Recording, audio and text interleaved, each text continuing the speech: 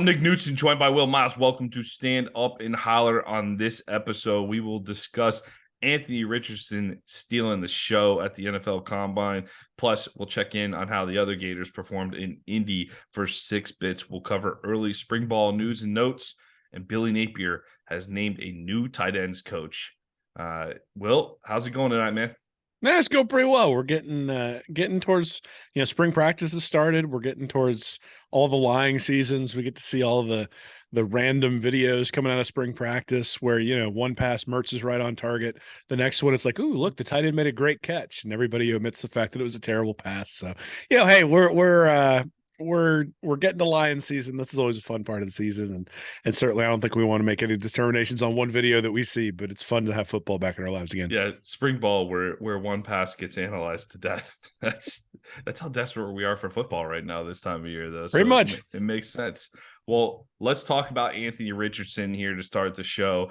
Absolute incredible performance in Indianapolis, a 4.43 in the 40-yard dash, 10-yard split. He was 1.53 seconds, vertical jump, 40.5 inches, broad jump, 10 inches, or 10 feet, 9 inches. I'm sorry, 10 feet, 9 inches.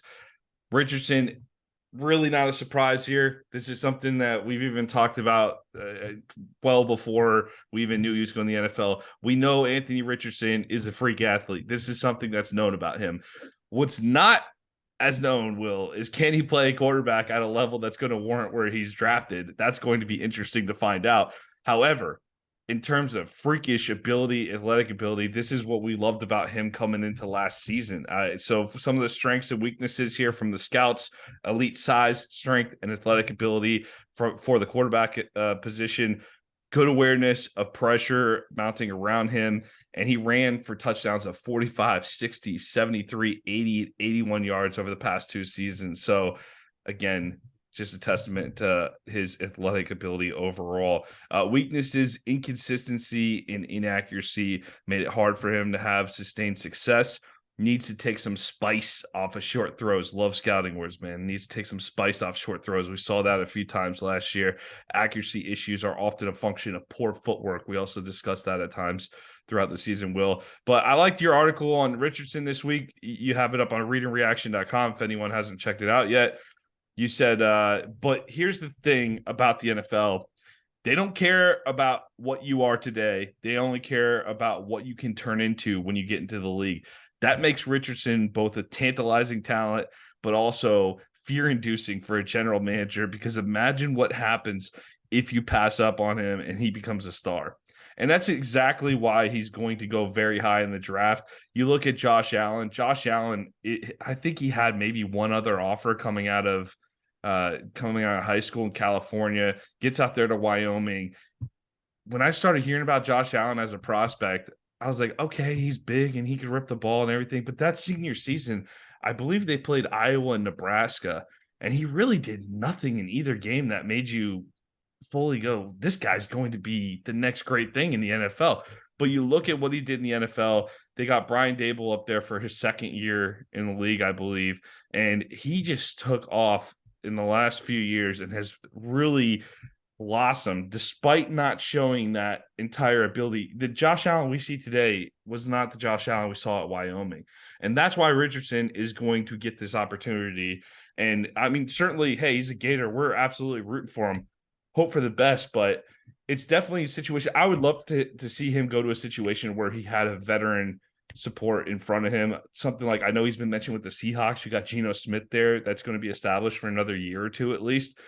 Let him sit and learn for a year or two, and then let him get in comfortably rather than being rushed in. I think it's going to really depend on where he ends up, Will. Yeah, well, I mean, so the NFL general managers are going through the exact same thing we did in like August of last year, right? And then even maybe more so after the Utah game, where we were like, oh my God, like this guy's going to win the Heisman Trophy. And then everything fell apart against Kentucky. And so, ever since then, it's been, and we've talked about it, it's been up and down and up and down and up and down. But the problem is when you turn on the film, even in his downs, he tends to be making the read. Mhm. And so oftentimes when you see completion percentages being down, that's a function of somebody trying to fit the ball into a tight space, throwing it into double coverage, having to throw the ball away because he made bad decisions, like those sorts of things. I would say that for the most part, Richardson obviously threw a few too many interceptions, but for the most part, his incompletions and his lack of completion percentage is not based on going to the wrong place with the ball. It's not being able to put the ball where it needs to be when you've got a guy running open and you're going to the right spot. That is fixable, right? That is a footwork thing. That is a release thing. That is a teaching a quarterback to be more consistent. That is fixable. I think if it was he was not going through his progressions, he was not able to feel pressure coming after him, if he wasn't able to turn, like if he wasn't able to understand what the defense was doing against him when they switched post snap, that you go from a single high to a two high because a safety drops or vice versa, and he's not picking that up. But that was not what happened last year. Very rarely did he get caught not knowing what the defense was doing. It was just that when it came time to execute, he wasn't always able to put the ball right on the numbers. Now, he didn't have a whole lot of help. I mean, even if you look back to the Florida State game, I saw a clip on Twitter the other day where somebody showed the play right before the fourth down where he had the face mask that was missed. And on third down, I think it was, he hit Caleb Douglas, I think, on a little crossing route. It was a beautiful throw over a corner, under a safety, hits Davis. I actually thought Douglas got targeted on the play, but he drops the ball. Otherwise, it would have been a first and goal from like the 4 with, 40, 50 seconds left. Florida would have been in business, probably ties that game, or at least gets a touchdown and then decides to go for 2 and maybe pulls it out. That didn't happen. And that happened a lot, right? I mean, you sent me something earlier today about Vanderbilt where a scout was watching that game and the balls were dropped all over the place. Mm-hmm. I mean, and he threw multiple touchdown passes in that one that just bounced off of people's hands and then had to go back and do it again. Look, so Florida didn't always help him. Richardson certainly has things he needs to improve on. He was not the best passer in the SEC by any stretch of the imagination. By QB rating, he was 11th. But based on expected points added or yards above replacement or anything like that, he basically ranked like 5th. And so he was in the top tier of SEC quarterbacks when you built in that athleticism. And you look at a guy like Lamar Jackson in the NFL, he came in and was not a polished passer, but his athletic ability separated him. The Ravens put him in an offense that allowed him to take advantage of his athletic ability. And all of a sudden you got a guy who's winning the NFL MVP. And that's the thing, right? When Patrick Mahomes got drafted, I believe the Chiefs traded up to draft Patrick Mahomes. In fact, I think they traded with Buffalo to get Patrick Mahomes, which is ironic considering he keeps demolishing Buffalo in the playoffs. But they traded up to get Patrick Mahomes at 10. Mitchell Trubisky went second to the Bears. Mm-hmm. And Trubisky was, if you go back and think about it, and you go back and look at it, Trubisky was the safe pick. He was the guy who had all the starts at North Carolina, who had developed over time, who'd built into this guy who was who was a good prospect. Also a projection, though. He was a bit of projection at the time. It's not like he wasn't a dominant college quarterback. No, but I mean, I would say if you look at the guys who are at the top, Young won a lot of games at Alabama. I don't think he was dominant. I mean, his QB rating wasn't up around like 190 or 200 like Jalen Hurts' was, or even like Tua's was. He was sitting in that 150, 160 range most of the time he was there. In fact, Stetson Bennett had better QB stats than Bryce Young did. If you look at their careers, I think maybe Young or Bennett's probably drops because of his first year there where he struggled in 2020. But so anyway, the point is that Richardson has the ability to change a franchise, and you only get a couple of opportunities to do that, right? Like, right now in the NBA, you've got everybody tanking for Wembanyama. Back in, when LeBron was available, like everybody who didn't get LeBron, like he had Darko taking number 2, right? And actually Carmelo went number 3, but he didn't win anybody a title. And so, and that's in the NBA where one guy can change your fortunes. At quarterback, it's the same thing in the NFL. So, I understand. It's funny. You and I have been arguing all season long. And I think you were sort of in the camp of he needs to come back. He's not ready. He's not even going to make it in the first round. Now they're talking about he's going to be a top 5 pick. And, it's amazing I love he's able to do that. I love his ability. I love the talent. I see all that. I'm as pro Anthony Richardson as anybody out there in terms of potential.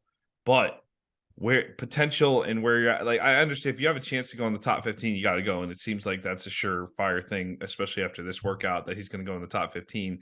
But you talked about, I think part of the logic too, look at the quarterback market this year. You got CJ Stroud, Bryce Young, and Richardson is going to get, if you're going to take a shot on Bryce Young, He's a smaller guy too. Like, I mean, so do you take the guy with the measurables, or you take the guy that played at Alabama? Like, Alabama's not necessarily pumping out. It's not a sure thing that you're going to get a guaranteed surefire quarterback out of Alabama. They've had a couple of their guys come into the league and just be okay, you know. So it's I definitely see the potential in Richardson. However, I personally I would have loved to see him come back for another year and work on his development, because I think right now he's just pure potential. I think you Sure. saw the tip of the iceberg, and you saw a lot of those throws. You know, he struggled with the high throws last year. A lot of times he'd be a little unsettled in the pocket. He kind of would he would make a throw. I mean, I've seen him with bad footwork make great throws too, because he's that good of an athlete. He can overcome that to an extent, but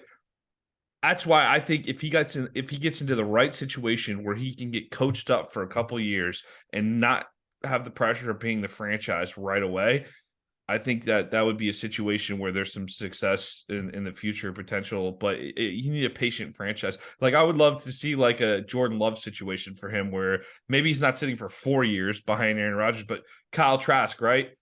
What's he going into now? Is he going into year You're 3 or 4, yeah. year 3 or 4 in the league? He's 2020, so 21, 22, 23. Year 3, he's a starter. Like, get a Kyle Trask situation there for Richardson, where by year 3 he's your guy. I think I would like to see that for him.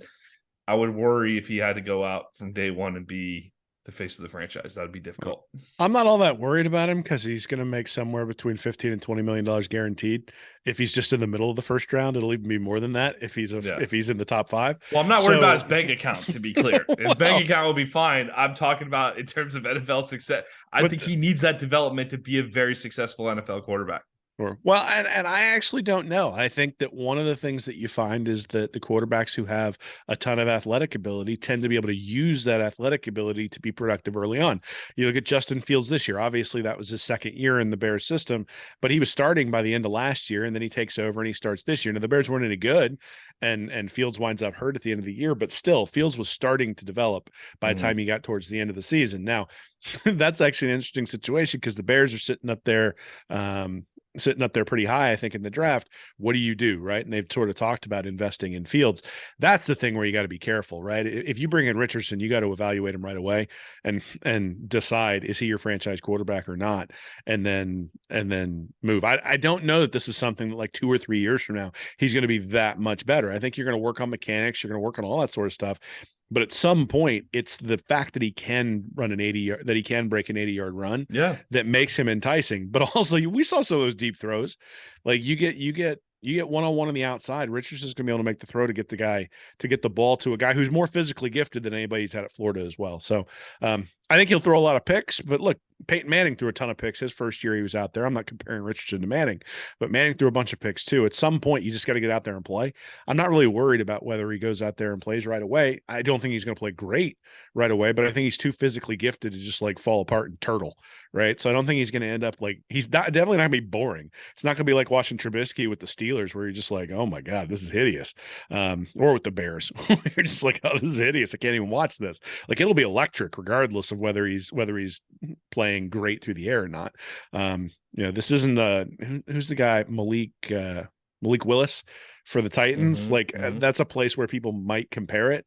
But look, I think if you go back and look at the film of Malik Willis, there are things that indicate that he was struggling with some of his reads, and then that showed up last year when he came into the games. I don't see that with Richardson. I see an ability to work his way through his progressions and get to the right guy and throw it to the right guy. He just doesn't always get it there to the guy in an accurate way. And we saw that in the combine. There was some out routes that just got completely airmailed.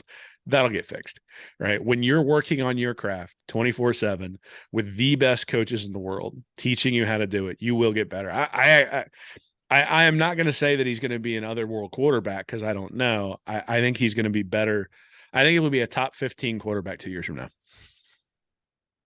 Yeah, I understand the appeal. I will certainly be rooting for the guy, but big time risk drafting him that high. But it was a big time risk drafting. But for every Josh Allen story, you could tell about 10 stories that don't work out like Josh Allen. So sure. But I'll say this. Richardson's got the skill set to be in the league for a long time. We're talking about the difference of whether or not he's going to be that high level starting quarterback that's going to change a franchise, but I do think I see a long NFL career ahead for him because he's just got everything you need to play in the league. All right, let's move on to the combine news and notes for other Gators here.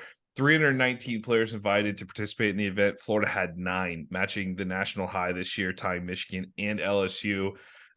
Certainly other big names here this year.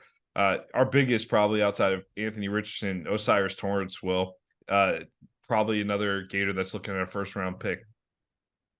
Yeah, I mean Torrance obviously is the guy that that really hurt to lose. I mean, we saw that in the bowl game. Didn't give up a sack all year, I don't think. I'm not sure he gave up a sack the last 2 years. Comes from the Sun Belt where he was very successful, comes to the SEC and immediately becomes the best offensive lineman in the SEC. Certainly, guard is a place where you don't expect anybody to go in the top 15 just because that's not a premium position in the NFL.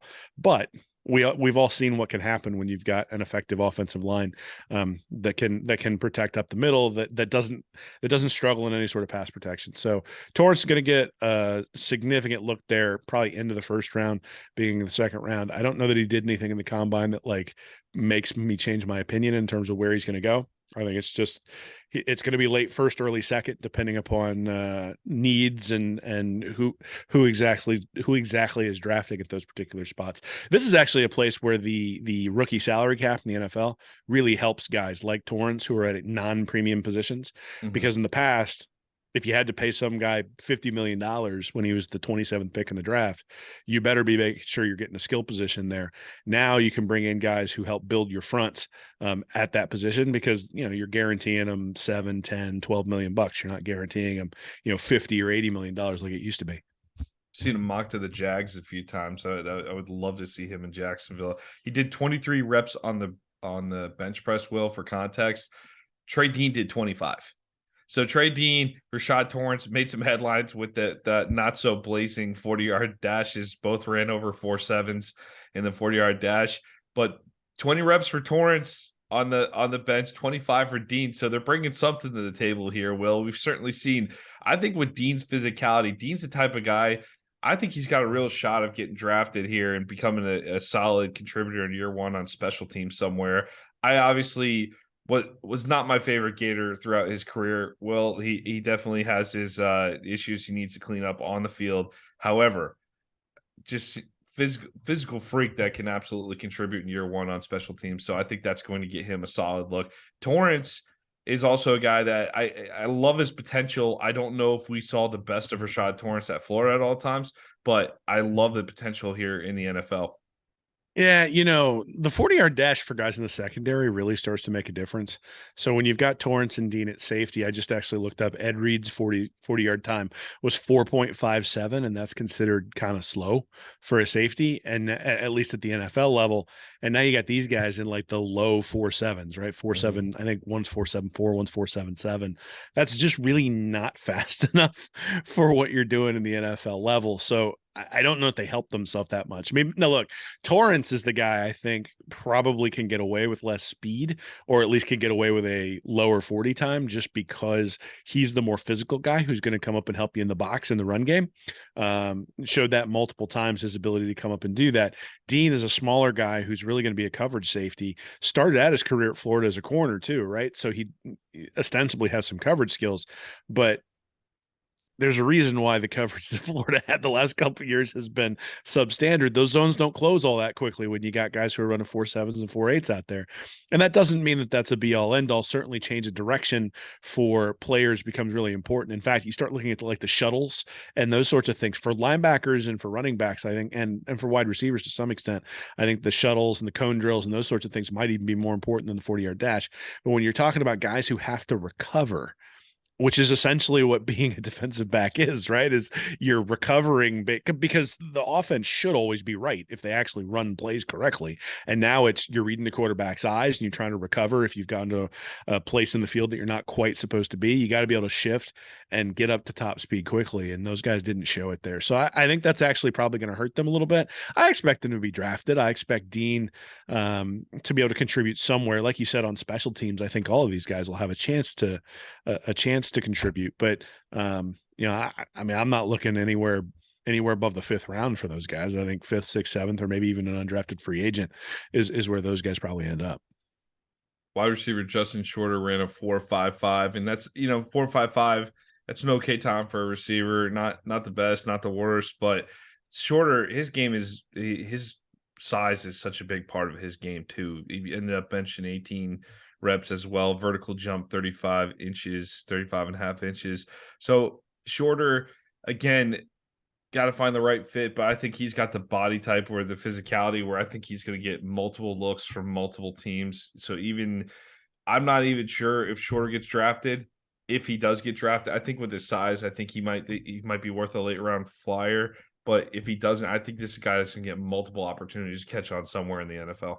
Yeah, well, I mean, he's big, right? So he's a Mhm. big red zone target, a guy who showed he could be a deep threat last year when given the opportunity. Really struggled early on. Like if you think about 2020 in the Oklahoma game, I think he had a couple of drops down the sideline that maybe could have stemmed the tide, at least initially Mhm. in that particular game. But then again, you look at the 40 for a guy who's as big as he is, 4.55 is not terrible. It's not great, but it's not terrible. I actually looked up just for fun Jerry Rice's 40 time, 4.71, but Rice had all sorts of productivity where he came out of, right? And that's the thing that Shorter's missing is he's missing a long track record of productivity. What you have is a track record of 3 years of okay production, right? But at no point was he really the number one guy on Florida's team. And so no one's going to bring him into the league thinking he's going to be the number one or even the number two target on their team. This is different than like Van Jefferson coming out, Van was definitely the number one target on Florida's team when he came out. And even he was a second round pick. So I think Shorter might be a good addition, but I think you're sort of right. I think probably end up sort of in the same in the same places I talked about with the safeties, that it's going to be someone either falls in love with them and takes them in the 5th, 6th, 7th round, or they're going to be an undrafted free agent with a whole lot of different options when it comes to where they're going to go. Yeah, he'll definitely have multiple years of opportunities in camps to catch on. Offensive lineman Richard Garage and Ventrell Miller were hurt, did not participate. Garage is a little bit interesting though. He said he came to the combine healthy, and he had planned to do the drills on Sunday, but he was not able to because he suffered an injury in the medical exam. Not sure how that happens. They didn't give a lot of detail on that, Will, but not a lot of data there for Garage. I think he's pretty safe anyway because I think he's got a lot of tape from his days at Florida. So I think a combine is nice to have. You also got Pro Day in Gainesville at some point where he'll be able to make up some of that stuff. But Richard Garage and Ventrell Miller, two guys with a lot of time on tape at Florida. I don't think the combine would make or break for either one. Yeah, well, it's interesting. I mean, Garage is one of those guys who I think you could almost, he didn't quite end up a star, but you can almost consider him a star at Florida because of all the games he was able to contribute there at left tackle and how well the offensive line has played in his time there. Ventrell Miller is interesting, became a leader for Florida, really an unquestioned leader, a sign of maturity for Florida, but obviously his career starts with the credit card scandal and all that sort of stuff. But then made restitution, came back to the team, unlike some of the guys who were caught up in that scandal who decided to transfer out. And so I would imagine that a lot of the stuff there with Miller is the interview process, right? Really trying to process his entire journey there at Florida. Now, what I will say is with Shorter and Dean and Miller and Garage, you are looking at older prospects. And I do think that starts to make a difference when you start talking about where these guys might be drafted. You're not drafting based on potential because these guys have 3 or 4 years worth of tape, like you mentioned. And so, they're not finished products, but they're a heck of a lot closer to a finished product than Richardson, who we talked about earlier. And, even Osiris Torrance has less experience than those guys, just that his tape is so good that he's going to go in the first round. So I do think age starts to play a role. Ventrell Miller and Shorter this year were both super seniors because of the COVID year. Right. So they come back for that super senior year. They're a year older than their contemporaries who are coming out after their senior year. That will make a difference when it comes to this, right? I mean, the NFL is notorious for not for long is what it stands for. And so that is something I think teams will take into consideration is these guys have an extra year of wear and tear. And so, it'll be interesting to see whether they fall because of that, or whether they're given extra opportunities because of that, where you basically say, look, we're going to get our 3 or 4 years out of these guys and we don't really care because we're not really interested in their second contract anyway. So we just want them for the 4 or 5 years we can get them early on, and then that'll be it. Two wild cards, the last two guys here, defensive lineman Gervon Dexter and defensive end Brenton Cox. Unbelievably ran about the same time in the 40, 4.82 for Cox, 4.88 for Dexter. Just goes to show what I would have thought Cox was a little faster than that, tell you the truth. But Dexter, nice time by Dexter there at 4.88, 22 reps on the bench for Dexter, 24 for Cox. 33-inch vertical leap for Cox and 31 for Dexter. So a lot of these guys, a lot of similar stats between these two. These two are the two that I would circle and say could be, if they're middle round draft picks. I think second round would be about appropriate in terms of their ability, their ceiling and their ability. But I think more realistically, you're probably looking at like a third to fifth round pick for each. And I think either one of these guys could be a total steal, particularly if they end up. A lot of this stuff, it sounds like common sense, but it doesn't always happen. But you got to end up in that right situation. So if Dexter can get in and be on a rotational basis his first year, like, somewhere strong, like I think he can contribute early on. And same with Cox. I keep joking with Cox. I just feel like that's a Bill Belichick player right there. And someone that can maximize his potential. Would love to see him really reach his ceiling in the NFL. Yeah, I mean, I think Dexter is going to be a higher pick than Cox. I don't think it'll be particularly close. I think Dexter playing in the bowl game is going to appeal to some of those old school NFL guys who look at it and say, this guy makes a commitment. That's kind of, especially, I got somebody on my staff at work who's a chemist, and he's an offensive lineman, and that guy'd run through a wall for anybody. It's like just that offensive line mentality. And I think in many ways, Dexter coming back for the bowl game sort of shows that defensive line mentality that you're looking for in a defensive tackle. He's also a guy who's pretty versatile at defensive tackle. He's not just a space eater on the defensive tackle, but certainly faced a ton of double and triple teams while he was at Florida, especially the last couple of years when the defensive line has struggled and there hasn't been anybody to sort of occupy more than one player. And I think that's the thing that makes me think Cox is going to fall, is that you're looking at it going, all right, like in one-on-one battles, he could win every once in a while, but did he ever demand a double team?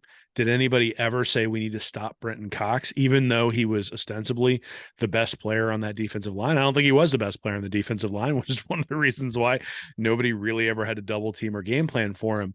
And then was he able to finish when he got into the backfield? And we saw multiple times last year where he was able to get through the defensive line or the offensive line because of scheme, and then wasn't able to make the play and wasn't able to finish. And some of that is, again, I don't think the 40 time is the critical part. I think it's the change of direction.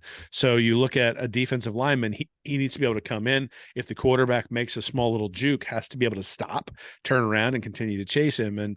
And Cox didn't always seem to be able to do that. And especially when it came to like on the edge, when teams were running read options, that was a place where he struggled a little bit sometimes to set the edge and make sure that he took on the guy who had the ball as opposed to, taking the quarterback and letting the running back go around the edge or vice versa.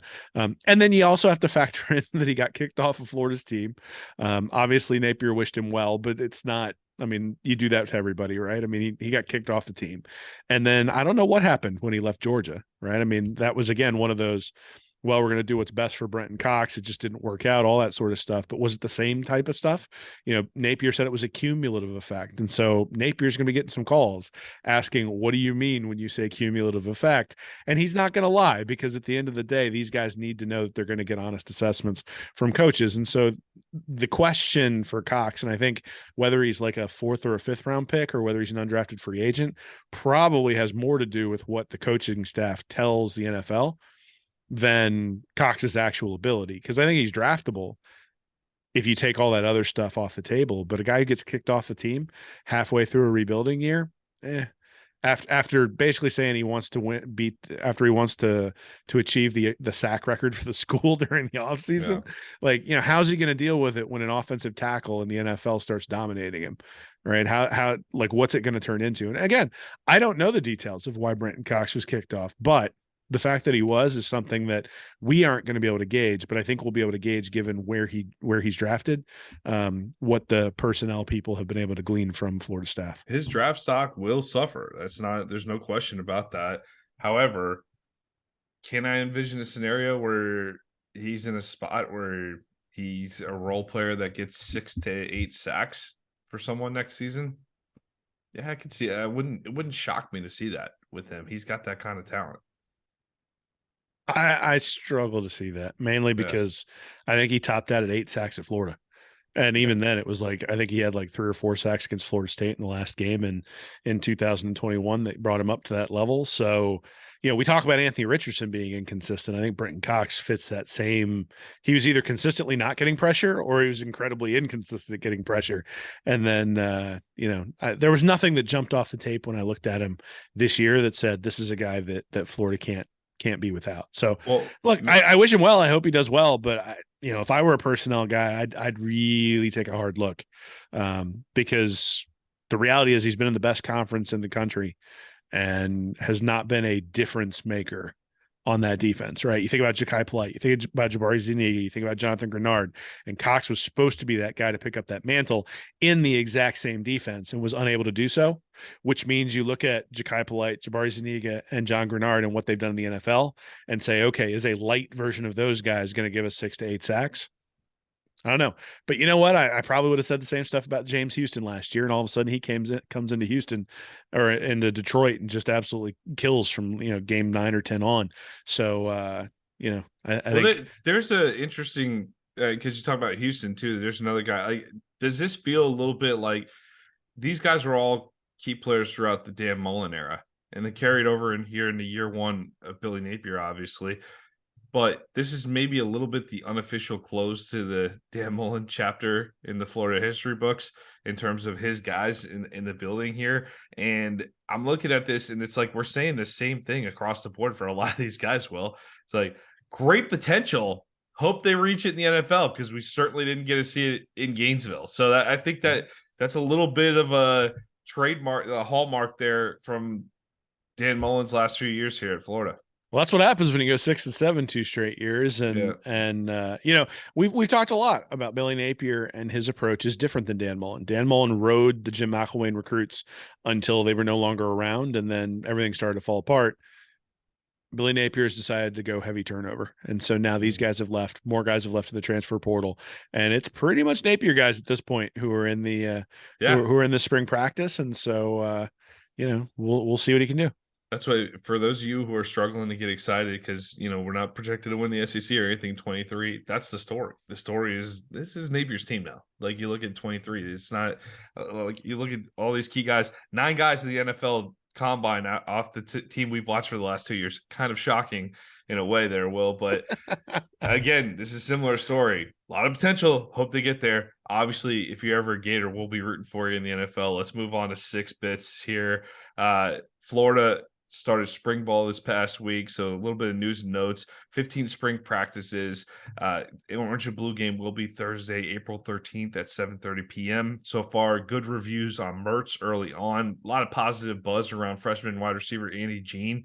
Jamarcus Weston sliding over to the defense, playing safety after playing offense for a while there, Will. So giving a little depth at the defensive back position. Other than that, we were joking around about the Mertz video about overanalyzing everything on Twitter. It's just how it is. It's just how it's going to be for the next few weeks. Well, I wouldn't glean too much. I don't think we're going to learn a lot about the fall in the next couple of weeks. We'll maybe get a little glimpse during the spring game where you'll actually see them in action a little bit. But other than that, it's like you call it. This is definitely line season here in the spring.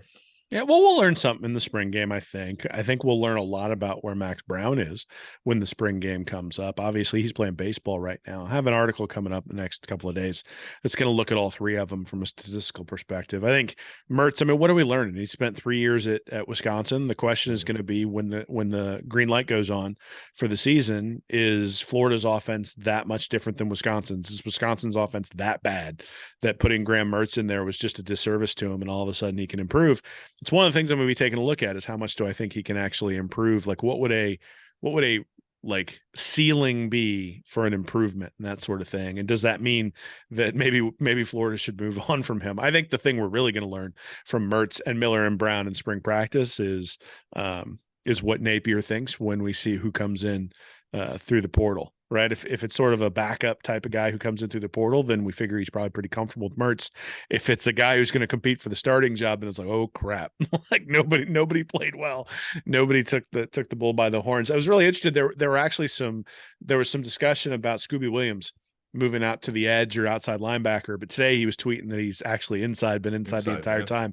Now, that is somewhat Florida's fault because I believe in the initial depth charts that they released, they had him at outside linebacker. And certainly given the fact that we only have Powell, Ryland, Pyburn, and Searcy there at the edge, it would make sense to start building depth in those particular spaces. And like you mentioned, Jamarcus Weston moving over to safety, again, makes a lot of sense considering they don't have anybody at safety in either the junior or the senior category. I mean, they got the starters are going to be Miguel Mitchell and Kamari Wilson. And those are true sophomores who just got their feet wet last year who are going to be starting. And those are the guys we sit there and go, hey, look, those are the veterans. so if Weston's not getting on the field as a wide receiver, then it would make sense to move him over there. And certainly with Gene seeming to step up here in spring camp, that sort of opens up some opportunities for those receivers to leave. Now, it is interesting. Receiver is not a place where Florida has a ton of depth. And so, I'm a little bit surprised that there are guys already moving from wide receiver to other positions just because there aren't a lot of receivers on the roster right now, especially with Eugene Wilson not here for spring camp. So, you're looking at 5, 6, 7, 8, 9, 10 guys total at receiver. Weston makes that 9. It's 8, considering you don't have Wilson there right now. You get a couple of injuries. It's going to get pretty thin pretty quick, but I think you could probably say the same thing at safety too. Yeah, maybe he'll flip back later on if we get a couple of those injuries. But this is the time to try it out, right? I'd rather see him try that out in spring ball than in fall camp. So give it a shot, see if he's a good fit. So that's all for our notes early on here for spring ball. Let's move on here to $1. Wrap up with the new tight end coach. Russ Callaway has been promoted from an off-field assistant analyst. He was a defensive intern last year, 2 tight ends coach. Callaway joined the Gators in 2022 after spending 2021 with the New York Giants, where he served as an offensive assistant in 2020. He was an offensive assistant for LSU, making a significant impact on the Tigers offense. And after 2020, head coach Ed Ogeron promoted Callaway to senior offensive analyst before Callaway took the job with the NFL. So again, Will, common theme here, another young guy, 35 years old, filling in for another young departing coach, William Piegler. Now with the Arizona, did he end up with the defensive line with the Cardinals? Did we see as an assistant along the defensive line? He's an assistant defensive line coach.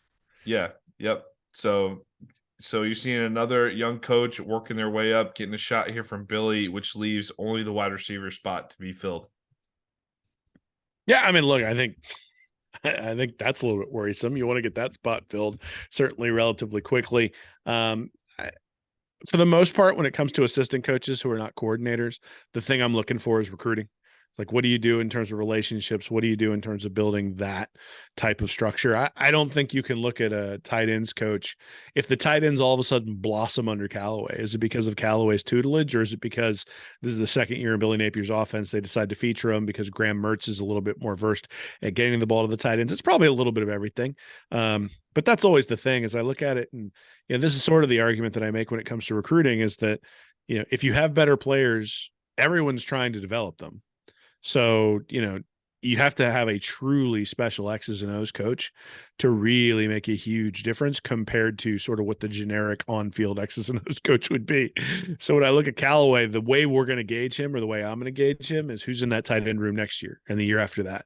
Because if he's able to bring in guys like Brock Bowers and guys like Darnell Washington or guys like Kyle Pitts, and all of a sudden now you've got a tight end room that's teeming with talent. Well, then Callaway is going to look brilliant regardless of whether he's a great X's and O's coach. Now, look, he's been an offensive coordinator in the past. So that does help, right? To have it. He's not somebody who's sort of – or Sanford from 2017 to 2019. So he's not somebody who's sort of grown up coaching positions. This isn't a question like Peagler, who's sort of gone between the defense and the offense and those sorts of things. So the one thing I will say that Callaway really does bring is the ability to understand the big picture of the offense and then say, hey, tight ends, this is how you fit within the big picture of the offense. And these are the things we're going to work on to make sure that you fit within that big picture. And being an offensive coordinator previously, he would have had a tight ends coach. So he would have known what he wanted from the tight ends coach. And so in many ways, I think that might be why this is a better fit, is you've got a guy who, instead of learning on the job, is a guy who really is kind of taking a step down at a bigger program. But still should have that big level view. And it's not like he was an offensive coordinator at a program that was failing. He was an offensive coordinator at a program that was doing a really nice job of putting up points. And so, I think if you're going to be, to your point, Will, Sanford in 2018 led the nation in passing yards in the FCS, 392 yards per game, and the Bulldogs ranked fourth nationally in total offense while he was the offensive coordinator there. So he also, you talk about recruiting, spent time as a recruiting coordinator for Murray State, also in the FCS. Well, so we'll see. I mean, this is one of those show me, right? If Dante Sanders and Keon Zipper come out and have, 35 catches each, then Callaway's going to get all sorts of praise and will deserve it, right? But a big part of that is going to be, Graham Mertz getting the ball to him or somebody getting the ball to him. A big part of that is going to be making sure the tight ends understand how they fit within the overall system. And a big part of that is going to be having the tight ends be a part of the running game. Because quite honestly, one of the reasons why the tight ends didn't get a lot of run last year wasn't the fact that they weren't catching the ball. It was that you were better off having another wide receiver out there because it spread things out because your tight ends weren't blocking well enough. Yeah. And so those will be sort of the things that I think you're looking for this year. But again, I think long term, the way you evaluate Callaway is who's in that tight end room a year or two from now, who wasn't in there now, who's really able to make a difference. By the way, I do want to credit Gator Country, pulled that information off of Gator Country regarding Callaway here. So I think it's good. I think it's good. Hire Will. This is someone that's gonna.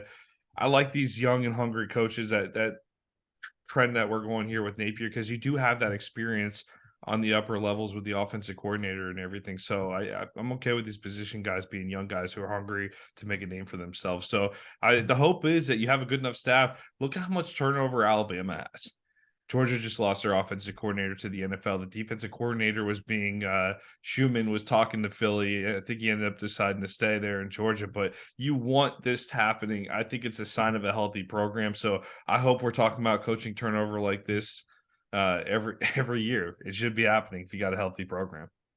Yeah, absolutely. I mean, I think that's the question, though, is it a mass exodus where people are leaving because it's not a healthy program, or is it a healthy program because other people want your guys? I think we're only going to know as things progress. Napier has clearly emphasized culture. He's clearly emphasized trying to make sure that everybody's rowing in the same direction.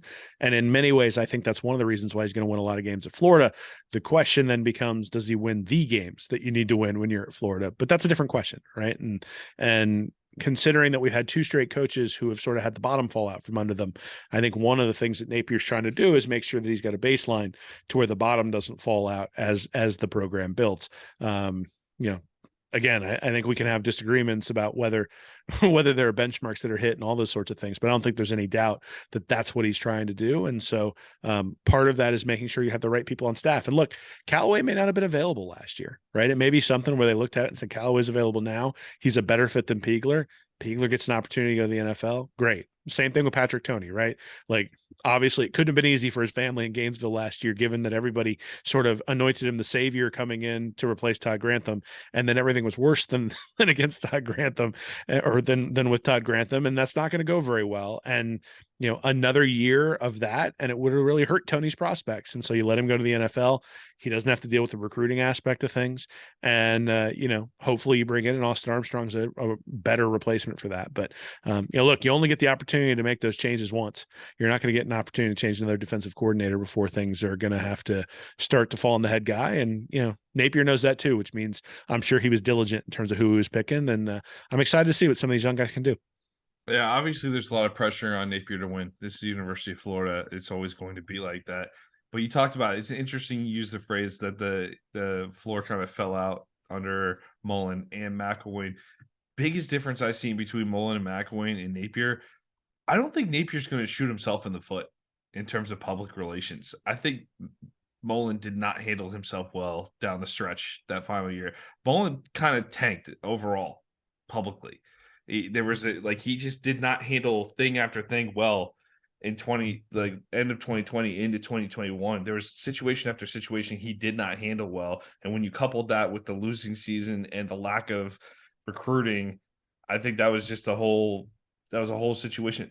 McElwain too, he really didn't. I don't think I think the way he went out too, he talked about they used that excuse about what was it, the fake that he made up, was he saying the death threat or something on that? What did he say? I don't even remember on that. It was just something where it wasn't true. Whatever he said wasn't true.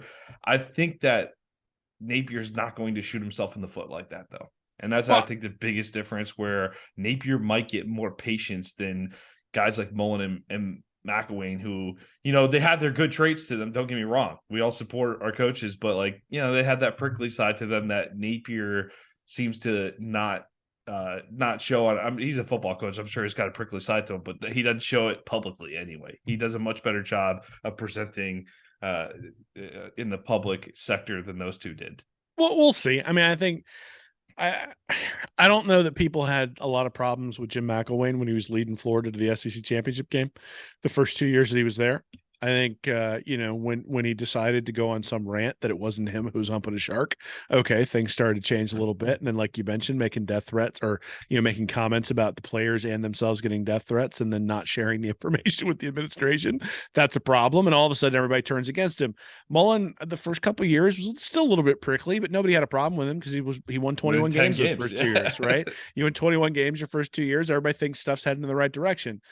Then the refusal to get rid of Grantham and the refusal to admit that recruiting is a 24/7 thing and the lifeblood of a program, right after you're getting whipped by teams that have very clearly made that the priority, obviously that dooms him too. So I'm not naive enough to think that if Napier has another 6 and 7 season, it ain't going to matter what he says on the podium. At some point, you got to prove it, right? And so that to me is the thing, is that yes, he will get patience. If Florida goes 8-4 this year, I think a lot of people are expecting another 6-6 season. I think if he goes 8-4, I think there will be a lot of people who say that exceeded expectations. We're headed in the right direction, and he gets more patience, right? And then if he goes 9-3 the year after that, okay, he's going to get more patience. You see this a lot with programs to sort of get to that 9-3, 10-2 spot. And the question is, are they going to be able to get over the hump? And that'll I am thinking that will probably be where Florida kind of sits 2, 3, 4 years from now. With the expansion of the playoff to 12 teams, you might even see a year where maybe they end up in the playoff. And so you're going to have these dueling factions of people going, well, we can't beat Alabama or Georgia. And the other group of people saying, yeah, but we just made the playoff. So it'll be like the Mike White argument all over again. I think the way he's building the program is going to build patience, right? Because if the bottom never falls out, you don't have the people who go, yeah, he didn't make a gaffe, but look, he only won 4 games, right? I mean, that at the end of the day, Dan Mullen can be as prickly as he wants about recruiting if he's going 10-3, 11-2. Just to illustrate how easy it is to make the playoff with 12 teams, Dan Mullen makes the playoffs his first 3 years. Yep. A 12-team playoff. So at the University of Florida, we should not have many severe playoff droughts. We won't make the playoffs every year, but we should make the playoffs a good, I don't know, 3 out of 5? 3 out of 5 years? If that's your standard for Napier, there ain't gonna be a whole lot of patience, man. I think we can, man. I mean, with the way the program operated, if we're going by the program at a championship standard from 1990 through, I mean, even let's call it through today, I think that is an okay standard. Mate, 2 to 3 times out of every 5 years, you should be in the playoffs with 12-team playoff. I'll hold you to that. Yeah, I don't think that's that crazy. Top 12? Go look at the numbers, Will. Well, that's for a different day because we're still a year away.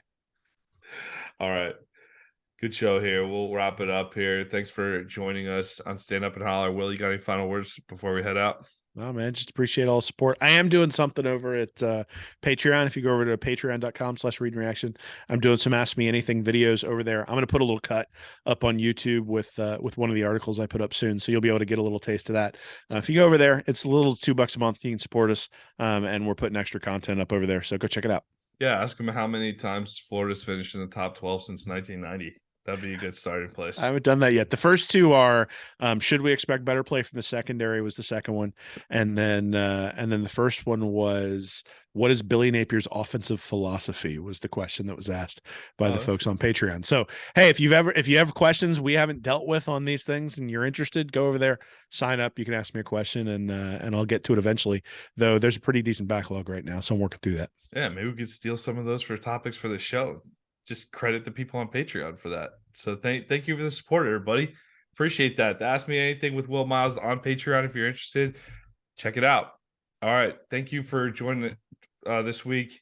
We'll be back next week for Will Miles. I'm Nick Knudsen. Have a great weekend, everybody. And go Gators. Hey, everybody. Thanks for listening to Stand Up and Holler. If you're interested in more information from me and Nick, you can go over to readandreaction.com.